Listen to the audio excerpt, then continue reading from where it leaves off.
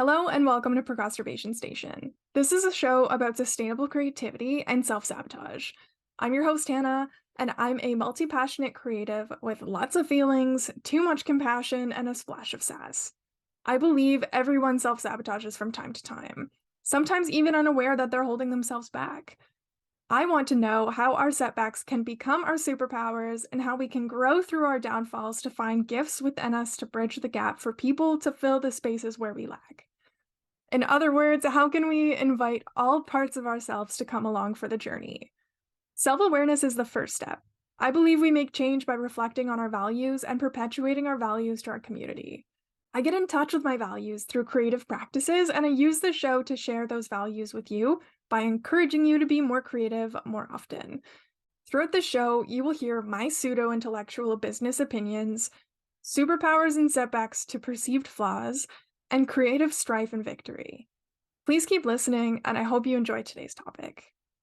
Hello and welcome. Today I have something super duper special for you. I have my friend Liv here, and we are going to talk about sustainable creativity. Our topic today is guided by the subtopics of hustle culture and how we can cultivate work life balance. We're talking about skill sets and standstills, so how we can develop our skills and how we can overcome standstills in our creative practices. And then we are also talking about energetic work and finding alignment in our work. So please keep listening, and I would love to give Liv a chance to introduce herself and what she does for her clients. Take it away, Liv. Cool. Thanks, Hannah. I am super stoked to be here. We kind of were talking back and forth for a while after we met in person at this one event, and then I don't know, things just like clicked, and I was like, oh, this is going to be an awesome conversation. But yeah, hi, my name's Liv. I'm a creativity coach and I'm also a yoga and meditation teacher. And I help people get unstuck basically creatively. So often that can look like helping people overcome creative blocks. Usually creative blocks kind of come in many different forms. So sometimes it's mindset things, sometimes it's feeling as if you haven't had ideas in a really long time. Sometimes it's blocks with realizing that you really want to make an impact, but you're having a hard time creating like financial stability for yourself. So all of these things are kind of in the umbrella and other things I probably didn't mention in terms of helping people get unstuck. So basically, yeah, when I work with people, we kind of uncover what it is that is making them stuck, and then we work through helping to create a little bit of flow. And I think that's kind of what we're talking about today. So Absolutely. That's awesome. And I just love the mirroring of our conversation today to what you actually do. That's really great. So let's move to our first topic, which is hustle culture and cultivating work-life balance. So, Liv, I would love to hear from you. How do you feel hustle culture impacts creative energies? I Well, did an first, I Instagram. guess sorry to interrupt you, but I guess first maybe we can talk like what is hustle culture? Oh, okay. Yeah, I would say like the way I would define it is like this idea of constantly doing, Yes. constantly being busy and not creating space for anything, really. Yeah. We're Yeah, human beings, not human doings, and I I think love that. Oh my God, I right? love that. Me too. I hear it all the time, but I've adopted it as my own. I think that hustle culture just creates a lot of pressure, that there's, like, this invisible societal pressure on all of us to, just have things to do, that if you're just sitting there doing nothing, then you're not valued as a person or that you're not contributing to society or something, and that's very not true.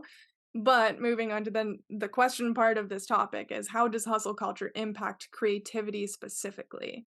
Yeah, and I mean, I love what you were saying about that too, because I think that there's often a lot of guilt within us when we are in this place where we're like, well, I'm not where I want to be, whether it be like finances or impact or whatever it is. So I need to work harder. I need to do more. I need to fill up all of my hours of the day. And this is where I find that the problem stands. And this is where actually a lot of people, their creative block stems from this issue. Because when we are creative, our creativity does not come from this busyness, this place of constantly doing. It actually comes from that place of stillness where we can truly like connect to ourselves on a deeper level, not do anything, allow our gut instincts, our creative intuition to be tapping into that so that we know what it is we want to create. We have this baseline and then we end up creating that, you know? So like when we don't create the space in our lives for that, then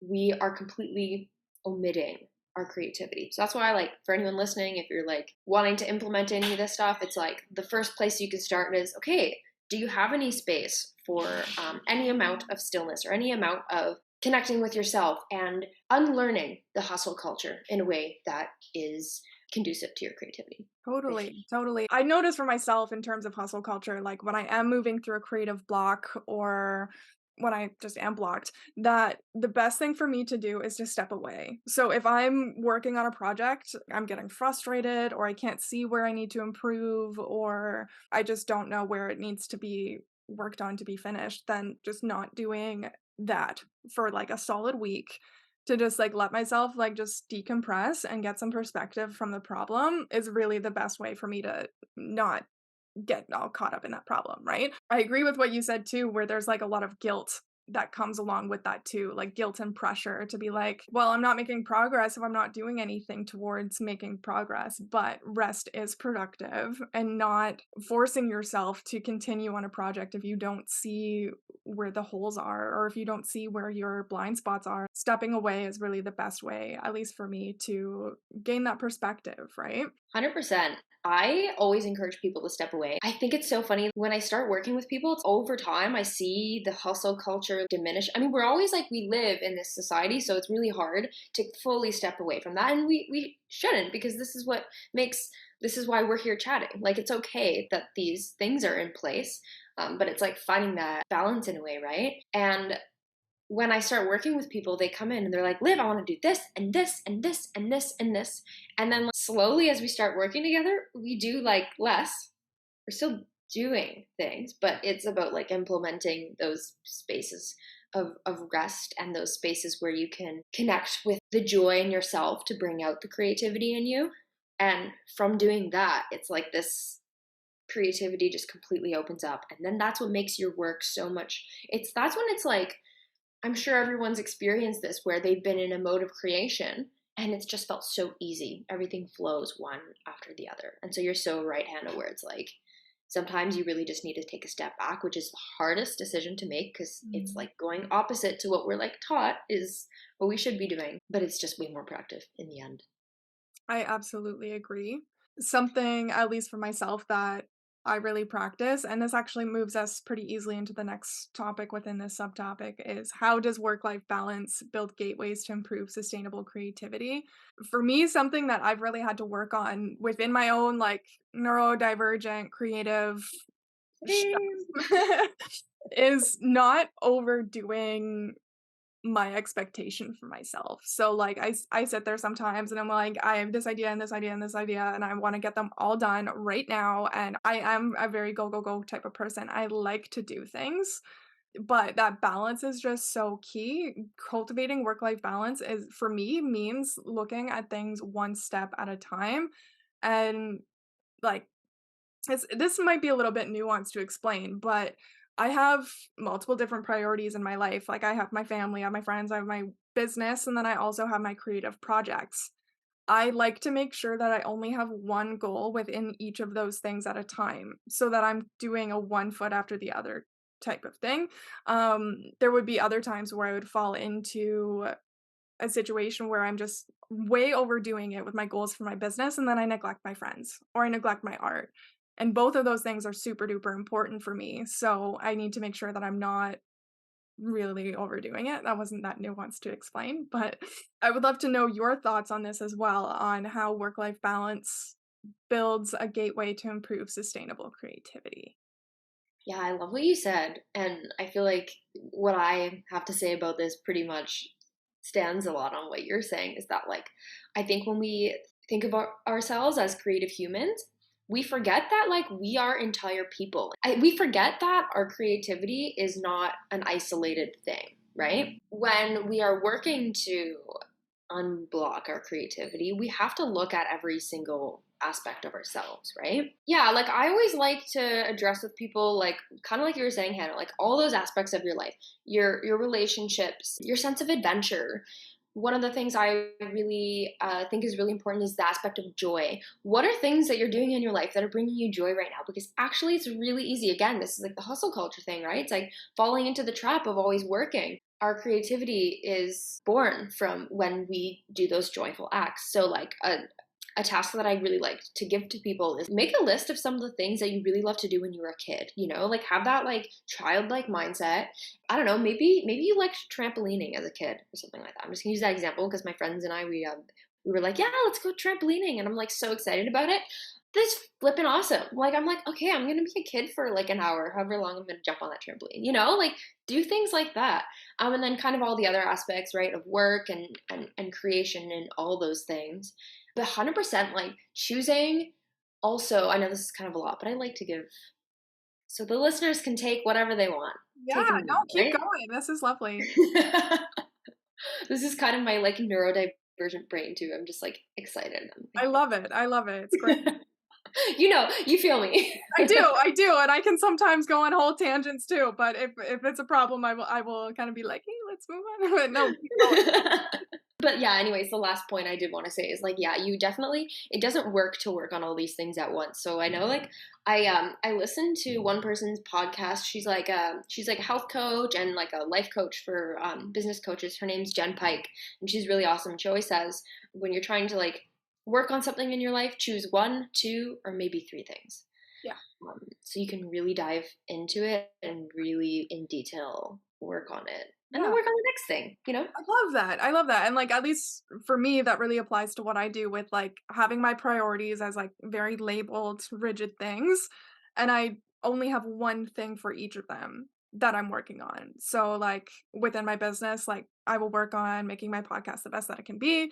And then within my relationships, I'm like working on my reactions or something like that. And then like, like there's different priorities, but I can't be like having like 5 or 6 within one of them because then that's gonna neglect the other ones or, like Yeah. it And makes that is hustle culture. That is hustle culture right there. that is hustle Trying to culture. do it all. Absolutely, and I also really love what you were saying about, like, doing things that your inner child would love you to do. Like, one of my favorite memories is going to the park with my friends in the winter. We just had, like, this huge snowstorm, and it was some holiday, like, it may have been New Year's or something like that, I really don't know, but there was this huge snowstorm, and there was, like, this fluffy, soft snow, and we're, like, whipping ourselves down the slide and, like, going head first into the snowbanks and, like, backflips off the swings and, like, crazy stuff that honestly child Hannah would be too scared to do, and it was also, in the middle of the night, and I was like, child Hannah would not have been allowed to do this kind of stuff, but now I'm a grown up, and I can do this, and I can make this choice, and it was just, like, so much fun because that's the kind of crazy idea that I would have had as a kid that I'm now able to follow through with being older. And I just think that that's such a great way to support your creativity, like tapping into that play. That's something that I talk a lot about is working hard, but playing even harder than you're working. So if you have this hustle culture tendency, if you feel the need to do a lot of things, that's great. It's lovely to be productive. It's lovely to have goals, but it's even more important to have that sustainable well of energy like this play because that's where you get your energy from is from just having fun. And another thing too that I find very common among creatives and artists and business owners, there's a lot of overlap is the need to be good at something. Where like let's say you're painting a picture or something and like your inner child just really wants you to paint and like that's just what's fun to you, but then you end up instead of using it as a play tool, you're getting frustrated because it doesn't look how you want it to or it's not feeling right. And like there's other things you can do as well to make sure that it is feeling right. Like you can look at your subject matter and like time of day and whatever, but ultimately the main goal of doing these things is to have fun. It's not to be good. So I think that like being good at something can be fun, but that's not the whole point. And just like really looking at your priority in that situation, I think really makes a difference in terms of building that work life balance and building that sustainable creativity. Yeah, and like even think about when you just told me that story about going to the park with your friend, how much you just like energetically lit up, you I know? know. I mean, I don't know if like the people listening to this in an audio could hear it in your voice, but at least like if they're seeing your face, like you just like lit up and like that's creation. That's Yeah. creativity. It's like this spark like, like deep within us that we're just like, "Oh, like I just want this is fun, like this is energetic, this is like me being a human, I just want to share this." And that's the place too where you're like 100% when you're talking about feeling the need to be good. It's like, well, why don't you think you're going to be good if you're sharing yourself from like your most authentic self from that place of joy? There's no way in hell you're not going to be sharing something that's not good because you're sharing your complete self and no one on this earth is exactly like you, you I know? love that so much. That is so beautiful. And like I also think too that tapping into this play space or this joy space as you called it is the best way to really tap into those passions. Like I'm passionate about play, I'm passionate about having fun. So by doing more of it, you recognize what is actually fun for you. I think being in a hustle culture society, we really lose touch with what's fun for us. Just like not having hobbies is an epidemic. We need to have hobbies. We need to have things that we do because we enjoy them, not because we're trying to sell them, not because we're building a business, not because we're trying to make a legacy or a name for ourselves. We're just doing it because we like it. That's it. And I just think that like having these little passions, these little joys, these little playful things within our life is just so, so important and beneficial on so many levels to our mind, body, and our soul. And this actually really segues us super easily into our next subtopic of energetic work slash alignment. So, our first little question here is, how does energetic work come into play as creatives? Mhm. Well, we We kind just of really touched talked on about it. that. We Yeah. just talked about playing and about like tapping into your inner child. Is there more that we can say on this topic?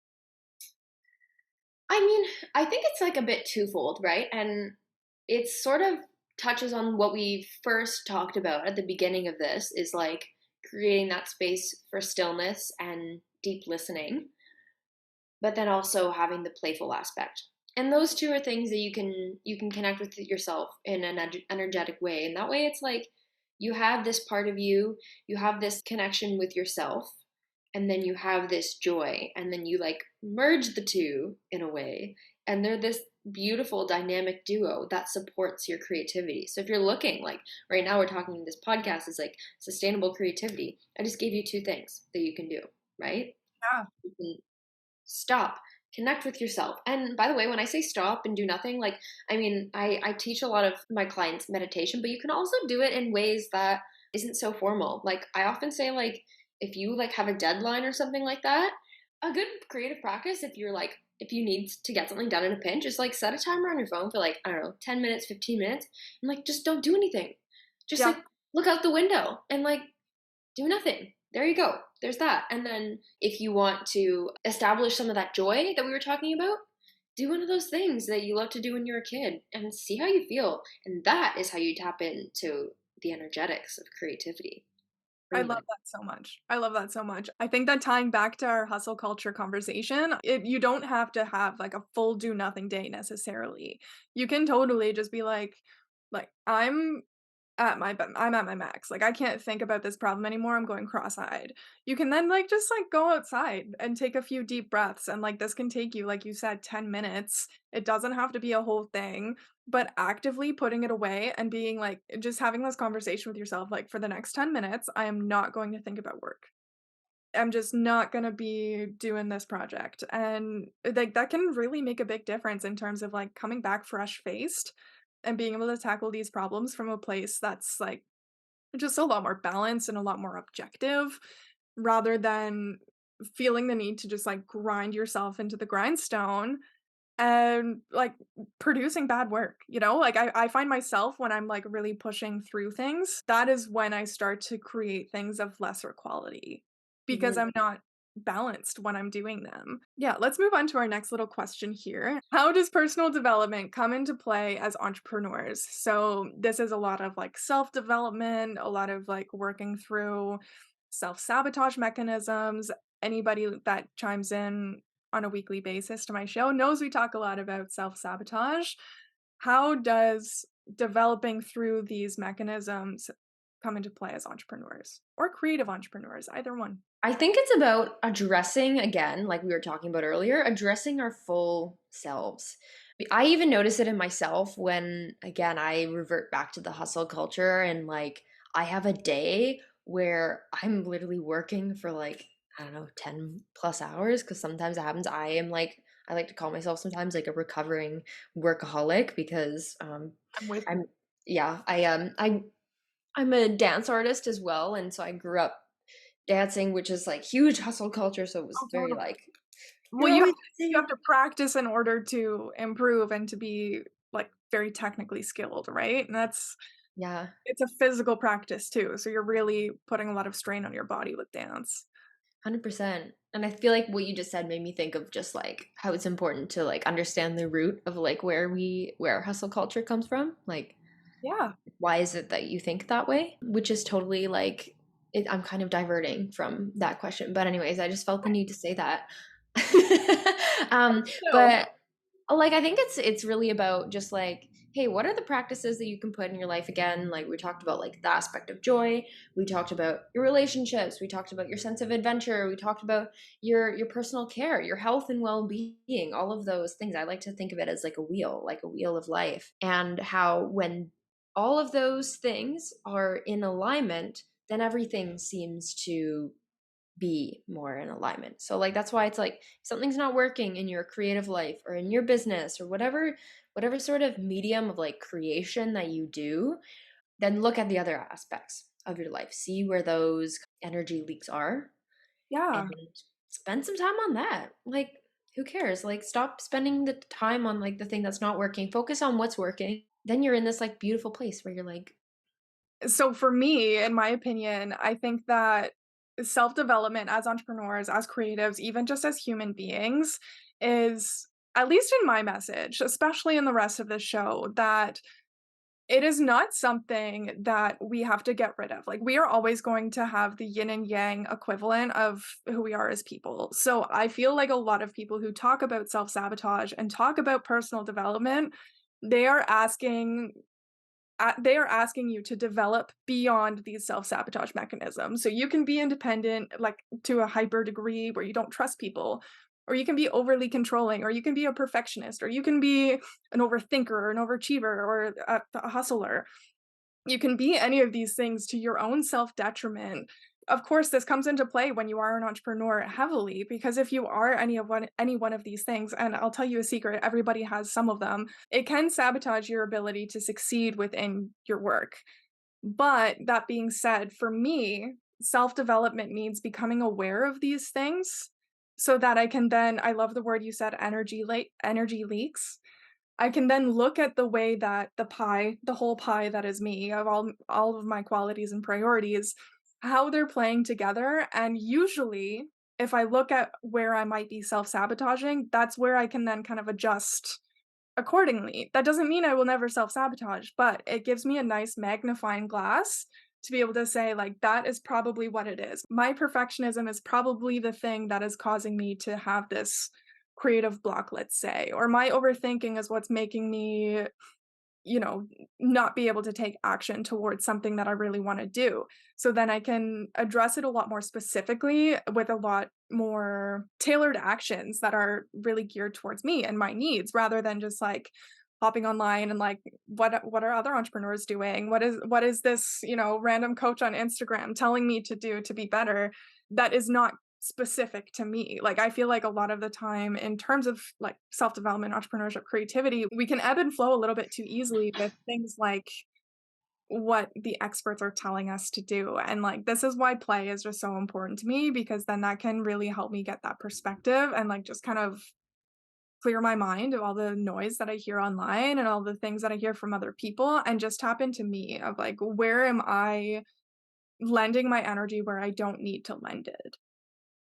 100%. And like I love this, and I love the way that this is coming up in an easily like, I think this is really easily digestible for the people watching and listening, because we just gave you, like, a huge life hack on, like, anything that you're stuck with in your life ever.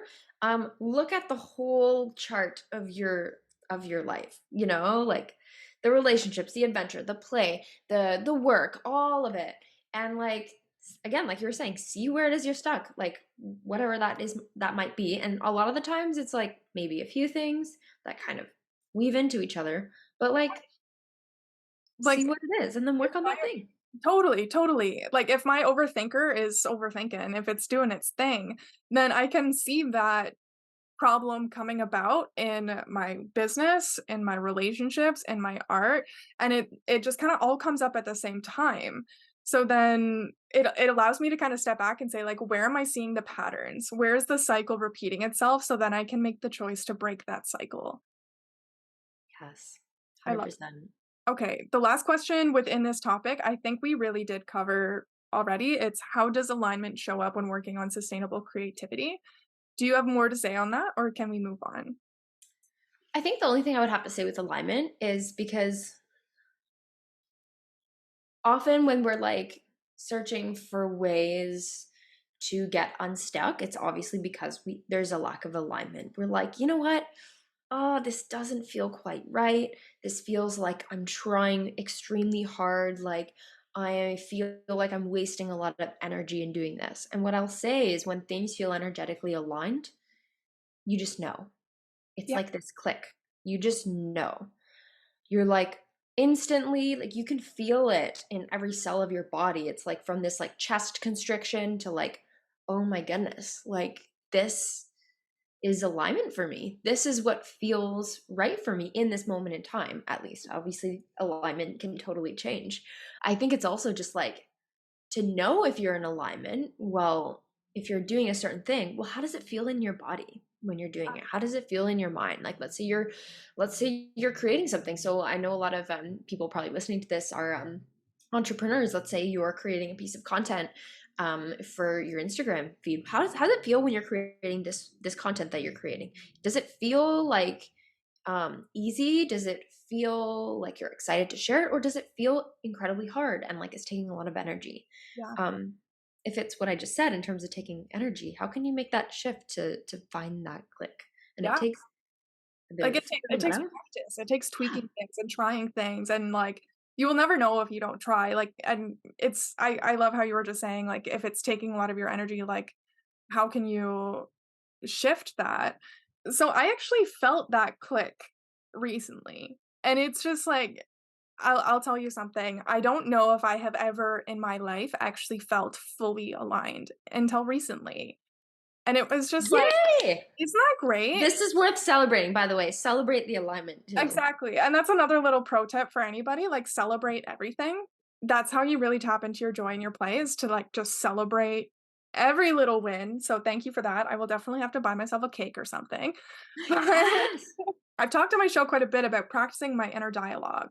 So I have a voice for my head, I have a voice for my heart, and I have a voice for my gut. Those are the 3 main voices that just kind of, like, come about. That's my gut instinct or just, like, my heart's longing or my overthinking. And I just really noticed at one point in time that my brain is a little mean scientist. My head is not very kind, but my heart is super duper kind and so warm. And then my gut, as much as she wants to keep me safe and as much as she wants to tell me where to go and what to do in that exact moment, I also need to be very discerning with that voice to say, are you acting from a place of past experiences where you don't fully know what's going to happen? And in your past experience, maybe it was negative. So you need to shift to your heart's voice because it's not going to be the same that it was in your past. And really honestly toning those voices and really tuning into what kinds of things they tell me has made such a huge difference for me to really be able to find that alignment because alignment, at least in my perspective, means your head, your heart, and your gut are all operating in tandem with each other. They all have a seat at the table, but no one is in control. And really, like, that's kind of just like the end of my tangent, that I believe that when it comes to sustainable creativity, that's the key for me is ensuring that my head has a place at the table, so does my heart, and so does my gut. And no one person is the dictator here. It's just all of us operating as me. I absolutely love that. I'm so glad you shared that with me. And that's something that I am going to take from this talk. And I hope other people do as well. Um, yeah, I love that. I think that totally just circles back to like making space for your entire self. Yep. And how, yeah, we're not trying to control, we're trying to be. And Yes. so understanding that every part of ourselves, including the doubt, the imposter syndrome, the blocks, like all of it, The all the parts that we perfectionism, don't want. all of it. Perfectionism. Thank you for saying that too, because that's another one. All of them. Like, they all have a Um, seat at the table, but they can't be in charge. no. That's the real key is, like, at the end of the day, whoever is in charge for me, like, if I have, let's say, my head, my heart, my gut all contradicting each other, I follow my heart because I know she's the kindest, and she's the one who's not judgmental, and she's the one who's not acting based on past experiences that may or may not have been negative. So, if somebody has, like, just, like, one more vote than the other guys, it would be my heart, but I still like to consult with my head and with my gut. Because all of these pieces of me make up the whole, and it's not right for anybody to say, like, "Just stop overthinking."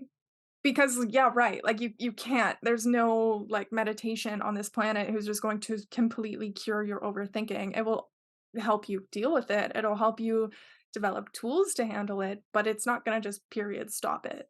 Exactly. Like learning how to like manage it in practice. And I love this because I think this is such a beautiful like mindfulness practice for people and in terms of even like implementing the side of things where we can move away from the hustle culture and create more of that stillness. It's like, okay, what if you just took a few minutes for yourself? Put your hand on your heart, like take a few deep breaths, close your eyes, and just be like, what's my head telling me? What's my heart telling me? What's my gut telling me? Um, what voice should I follow? Should I is it a combination of all of them? Like, I don't know. Who knows? You know. Yeah, exactly, exactly, and the real beautiful magic happens when all 3 of them are saying the same thing. That's Mhm. something that I'm really working on, like, achieving. I don't know if that'll ever necessarily happen, but it's nice to be able to have this sort of, like, blueprint of my inner dialogue. It's helped me so, so freaking much to not be reactive in a situation where I feel like my thoughts and my assumptions are factual, or to not be, like, afraid in a situation where there is 0 need to be afraid. So, our next topic within this episode is skill sets and standstills. So, our first question here is how do we improve our skill sets without falling into self criticism and doubt? Mhm. I think it's about deciphering what it is that you need from a like observer point of view. You know, you could even think of it as like you're a good friend, you know?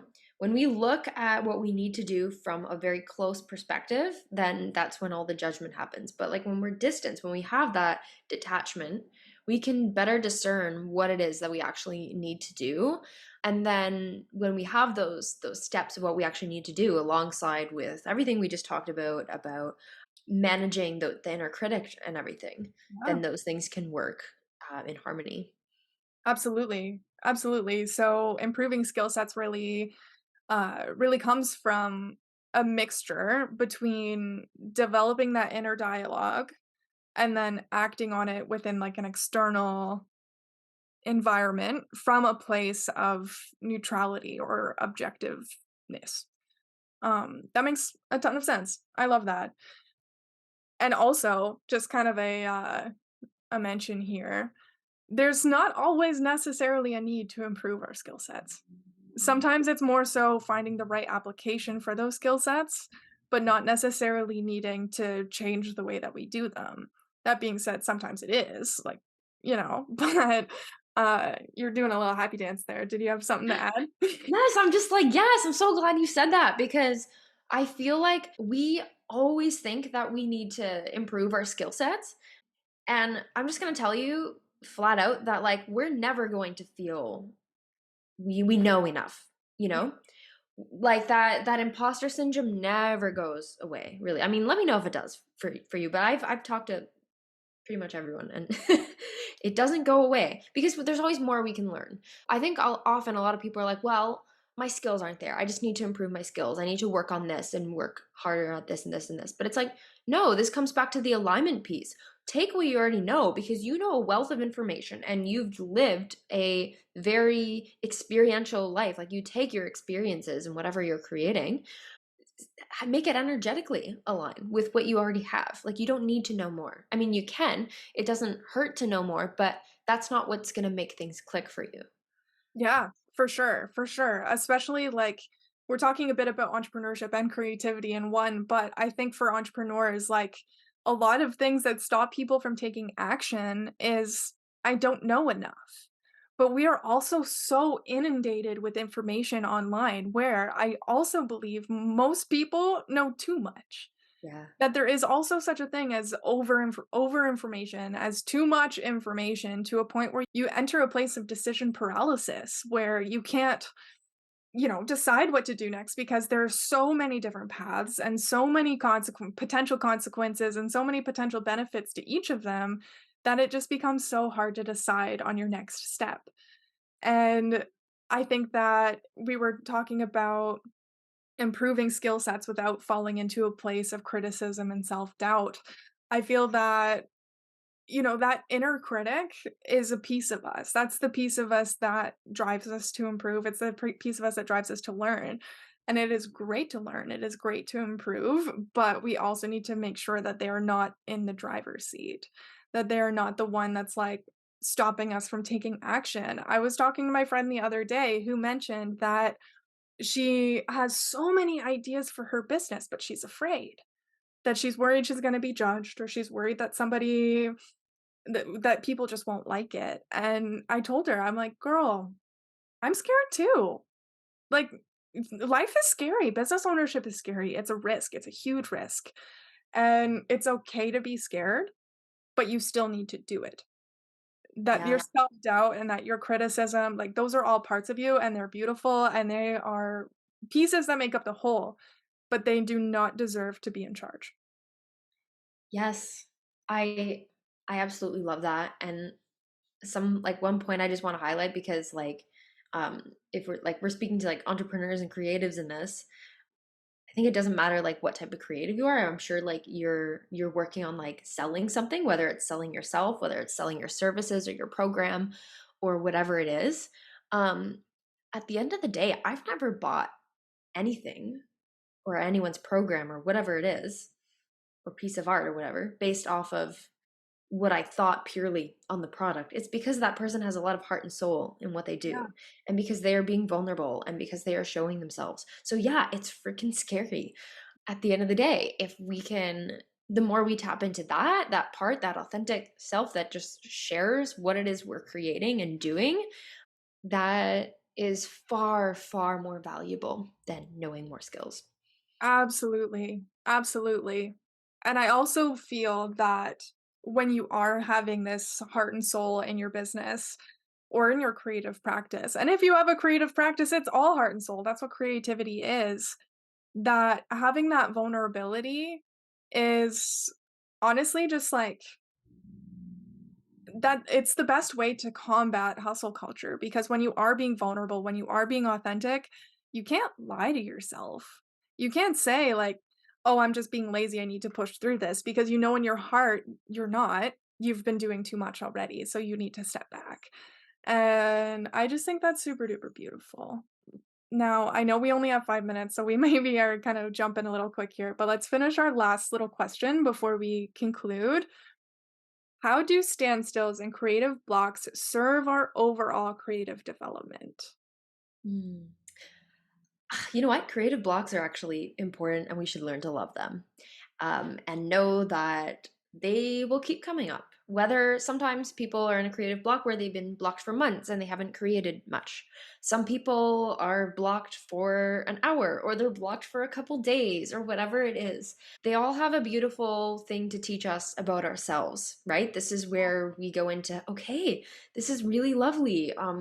I'm being challenged to look inwards and understand what's going on for myself so that I can move forward and be even better than I was before, right? It's like I am always so grateful for all the challenges that I've had in my life, right? If I haven't had any challenges in my life, I wouldn't be where I am today. I wouldn't Yeah. be sitting here talking to you. I wouldn't have created my business. I learned from all of those things, and they all create so much wisdom in us, and it's almost like all the messy aspects of ourselves become the message that we want to share. Yeah. I'm totally with you, and I also remember you said something on your Instagram, which I completely loved, that creative blocks is a skill. You worded it much better than I just did, but that it's a skill that we are all always on. Maybe you're only, like, a little bit blocked and you just kinda feel for, like, an hour, you're like, "Oh, man, I don't know how to solve this problem," and then after that hour's up, you get your rush of creativity. But then there's also the, like, more extreme side of the scale where you're blocked for months or even years. And, that's part of the journey, that's part of your journey, and it's your body's way of telling you, like, there's something that you're not seeing, there's something that you need to do to be prepared before you can then solve this problem, anything like that. Creative blocks are the best way for us to gain perspective, for us to step away from that problem because it's our body's way of telling us, like, "You don't understand this yet, you need to step away and just." I'm a very introspective person, so you need to step away and think about it a little bit, or you need to honestly step away and not think about it at all. And I think sometimes we just stand too close to the problem where this block looks like a wall in front of us. And if we just like took a step back, we would see that it's a pillar that's just in front of us. And there's so many other ways that we can go around this problem. And yeah, just creative blocks are just so, so important for the entire journey and for the entire person as well. We can't just be go, go, go, go, go and do, do, do, do, do, looping back to hustle culture. We need to have those moments of rest, those moments of peace, and those moments of just like quiet mind. Mhm. Yeah, see your creative block as an opportunity for growth, I would say Yeah. is the takeaway for that. Like asking yourself, like, what is this creative block telling me? What is it telling me? What is it that I need to pay attention to that I haven't been paying attention to? Um, yeah. I love it. I love it so much. Now, we are coming to the end of this episode, which I'm so sad because this has been a really lovely conversation. Thank you so much for being here with me, Liv, and also for listeners, thank you for being with us.